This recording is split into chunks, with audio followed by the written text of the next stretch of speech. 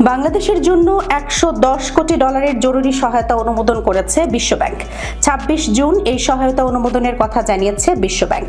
বিজ্ঞপ্তিতে বলা হয়েছে, মধ্যপ্রাচ্য সংঘাতের জেরে বৈশ্বিক সার ও জ্বালানি বাজারে মূল্য ও সরবরাহের অস্থিরতা মোকাবেলা, খাদ্য নিরাপত্তা নিশ্চিত করা এবং জরুরি পরিস্থিতিতে দ্রুত ব্যবস্থা নেওয়ার সক্ষমতা বৃদ্ধিতে এই সহায়তা দেওয়া হচ্ছে।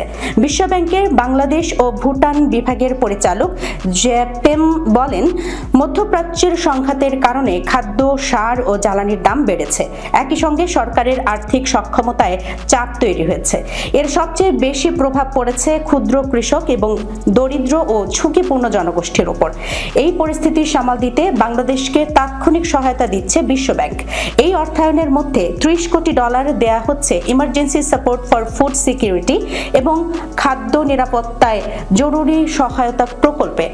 এই প্রকল্পের আওতায় চলতি বছরের জুলাই থেকে অক্টোবর পর্যন্ত আমন মৌসুম এবং অক্টোবর 2026 থেকে এপ্রিল 2027 পর্যন্ত বোরো মৌসুমের জন্য প্রয়োজনীয় সার আমদানিতে অর্থায়ন করা হবে।